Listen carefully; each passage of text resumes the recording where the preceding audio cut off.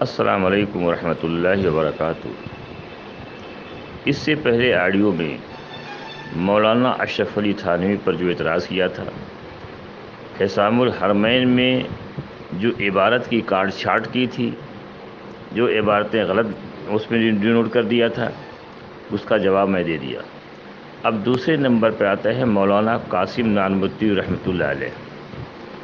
ان کے اوپر الزام لگایا جناب محمد رضا خان صاحب نے، یہ خاتم النبیین کے منکر ہیں، حضور کو آخری نبی نہیں مانتے، اس لیے یہ کافر ہیں۔ اب اس کا اصل پس منظر دیکھیے۔ ابن عباس رضی اللہ تعالیٰ عنہ کی ایک حدیث ہے جو در منصور میں ہے۔ ابن عباس رضی اللہ عنہ فرماتے ہیں کہ اللہ تعالیٰ نے 7 زمینیں پیدا کی، جیسے زمین یہاں پر ہے ایسے 7 زمینیں پیدا کی۔ ہر زمین میں تمہارے آدم جیسے آدم ہیں، تمہارے نوح جیسے نوح ہیں، تمہارے ابراہیم جیسے ابراہیم ہیں، تمہارے موسیٰ جیسے موسیٰ ہیں، تمہارے عیسیٰ جیسے عیسیٰ ہیں، اور تمہارے نبی جیسے نبی ہیں۔ ہر زمین، یہ 7 طبقہ ہے زمین کا، ہر طبقے میں۔ تو اس حدیث کے تحت ایک سائل نے سوال کیا حضرت مولانا قاسم نانوتوی رحمۃ اللہ علیہ سے، حضرت یہ بتائیے، اگر جناب رسول اللہ صلی اللہ علیہ وسلم سے پہلے سارے نبی ہیں، گزر گئے، تو حضور تو سوال پیدا نہیں ہوتا، لیکن حضور کے زمانے میں ان طبقات میں اگر نبی ہیں یا حضور کے بعد ان طبقات میں نبی ہیں، تو حضور کے خاتم النبیین پر کیا اثر پڑے گا کہ نہیں پڑے گا؟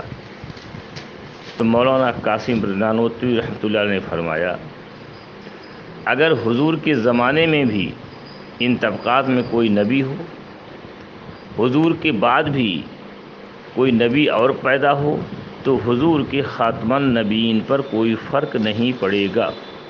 یہ سوال اس حدیث کے ضمن میں فرمایا گیا، اس حدیث کے ضمن میں آپ نے جواب دیا۔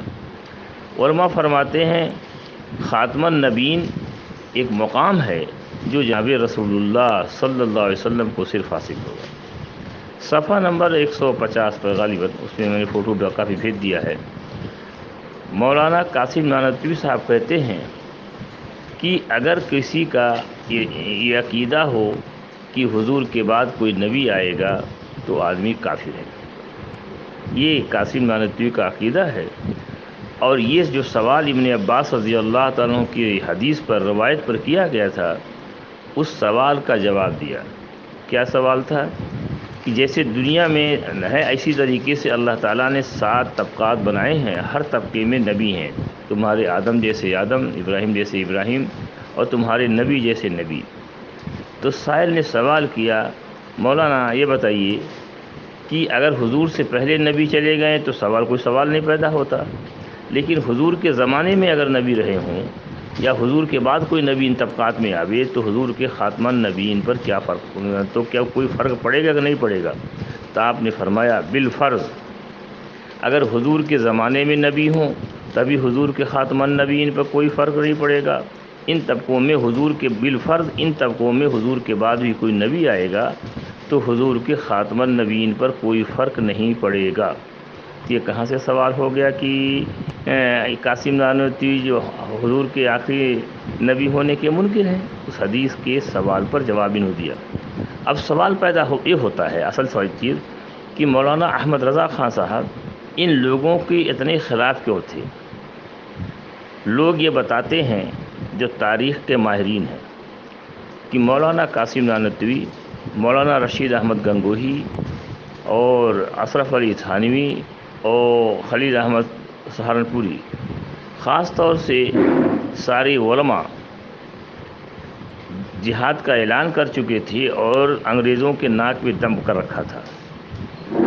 تو انگریزوں کے بعد سوچی کہ مسلمانوں کے اندر تفریق پیدا کیا جائے، تو ان لوگوں نے احمد رضا خان کو استعمال کیا، تو جو جنگ آزادی کے سرما ہیں ان پر کفر کا فتویٰ لگایا تاکہ مسلمان ان سے ہٹ جائیں، اور انگریزوں کے خلاف جو شدت اختیار کر گئی ہے جنگ، وہ انگریزوں کے خلاف شدت بند ہو جائے۔ تو ایسا معلوم ہوتا ہے اور تاریخ کے جانکار بتاتے ہیں کہ اس بنیاد پر احمد رضا خان نے ان لوگوں پر فتویٰ لگایا، بلکہ تاریخ کی کتابوں میں ہے اور تجانب اہل سنہ حشمت علی قادری کی کتاب ہے، اس میں جا کے دیکھ لیے، جتنے جنگ آزادی کے سورما تھے سب پر احمد رضا خان صاحب نے کفر کا فتویٰ لگایا ہے۔ مولانا حالی، محمد علی جوہر اور ابوالکلام آزاد، علامہ اقبال، اور اس طریقے سے جتنے بھی جنگ آزادی کی علماء ہیں، صرف حاجی امداد اللہ کو چھوڑ کر سب پر احمد رضا خان صاحب نے کفر کا فتویٰ لگایا ہے۔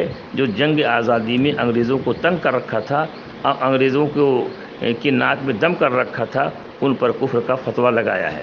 تو ایسا معلوم ہوتا ہے کہ ایسا انگریزوں کے اشارے پر انہوں نے کیا ہے، کیونکہ احمد رضا خان صاحب یہ جنگ مجاہدین آزادی نہیں ہے، یہ تو تھے اس زمانے میں، لیکن یہ مجاہدین آزادی نہیں ہے، مجاہدین آزادی نہیں ہے۔ اس لیے بات کو جان لیجئے کہ یہ جان بوجھ کر انگریزوں کو اشارے پر ایسا معلوم ہوتا ہے انہوں نے ان پر کفر کا فتویٰ لگایا ہے۔ میں نے مولانا قاسم نانوتوی کی وہ عبارت اور اس کا پس منظر پیش کر دیا، کل میں نے مولانا اشرف علی تھانوی کی عبارت اور پس منظر پیش کیا ہے۔ آئندہ انشاءاللہ رشید احمد گنگوہی اور خلیل احمد سہارنپوری کی جو عبارت پر لگایا ہے اس کا پس منظر اور اس کی وضاحت پیش کر دوں گا۔ اس لیے آپ جانو اور سمجھو، صحیح بات ہم نے بتا دیا ہے، صحیح بات پر عمل کرو، فقط والسلام۔